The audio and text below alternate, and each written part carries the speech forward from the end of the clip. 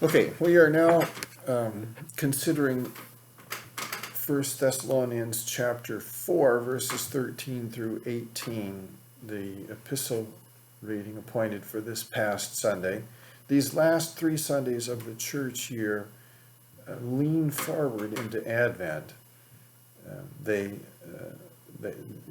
can feel time winding down and getting old and wearing out, like our season right now.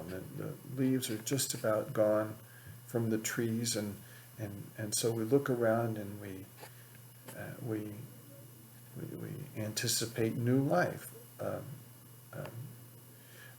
new spring, new leaves appearing, resurrection. Right. And so that's what 1 Thessalonians chapter 4 does. A passage that is often read at funerals, and I'm sure was a great comfort to that church when Paul wrote it to them, because it's evident that he taught that the Lord was going to be returning quickly. At least he expected that, and certainly the Thessalonians did. And so what are we to think if some of our members have died and the Lord hasn't returned yet? What are we to do with that? How are we to understand that? Now, you and I can't appreciate this because, in the 150 plus years of St. John Lutheran Church, why we ring the bell each All Saints Day for those who have completed their pilgrimage this past year, and we anticipate the day of their resurrection. We're very comfortable with that idea. We're at home with it, and we confess it. We have creeds that we believe in the resurrection of the dead. Paul was busy teaching this as fresh and new stuff to people who simply didn't know the first thing about it. And so now these words in chapter 4 are a great comfort to them. Verse 13 of chapter 4. But we do not want you to be uninformed, brothers, about those who are asleep. I mean, that's telling language right there. In John chapter 11, when Jesus said to his disciples, our friend Lazarus is asleep, they took him literally and thought, well, if he's asleep, he'll wake up. What's the big deal? And then Jesus had to say plainly, Lazarus is dead.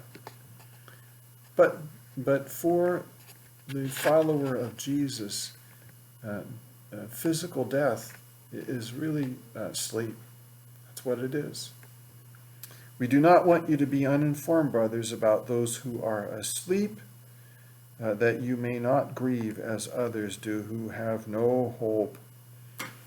For since we believe that Jesus died and rose again, even so through Jesus God will bring with him those who have fallen asleep. For this we declare to you by a word from the Lord, that we who are alive who are left until the coming of the Lord will not precede those who have fallen asleep.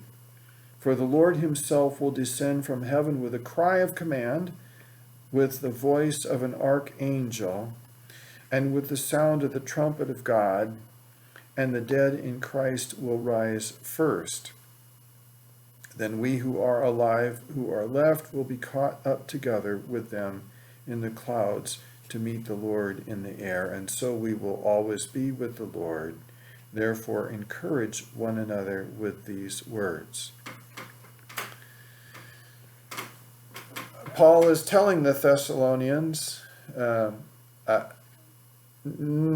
haven't missed the return of the Lord. You haven't heard that trumpet yet. When that trumpet blows, there's going to be no mistaking it, and you have not heard that yet. So don't worry. This is not time to panic.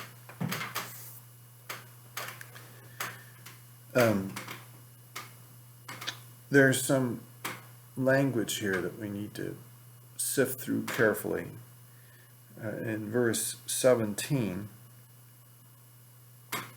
that we who are left will be caught up together with them in the clouds to meet the Lord in the air.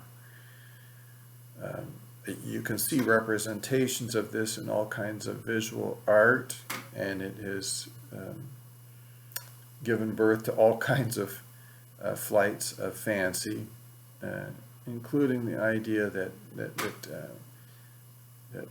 heaven is in the clouds. It's far. Last night on November 10th, we had a real big storm system go through, and there were some pretty impressive clouds. And had the Lord returned, we would have expected, gosh, maybe we'll go up into that cloud over there, or maybe that one over there. No, this is not about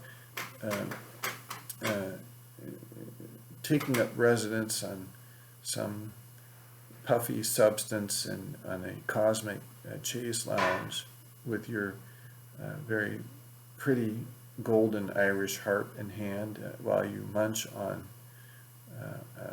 Milky Way bars.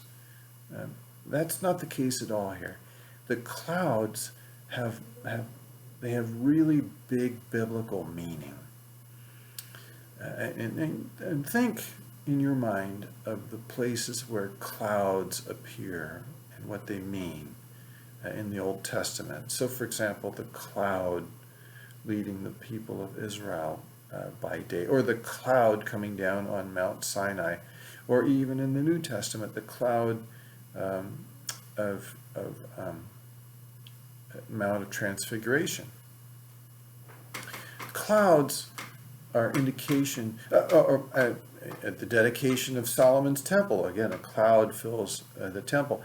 Clouds are an indication of the glorious presence of God. And what happens at the resurrection, at our bodily resurrection, is that we leave behind our sinful flesh, and what is raised is very much human.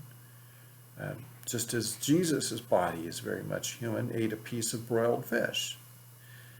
But there is no sin. And so we enter the glorious presence of God where we would be destroyed right now in our sinfulness, but in our resurrected bodies where there's simply no sin at all, we can enter the glorious presence of God. That's what's going on here. Going to be with Jesus in the clouds is about being with the glorious presence of God, which will be a completely new experience for us. Now, I need to just get a little bit gruff here, because and I hear this when people talk about their loved ones who have passed.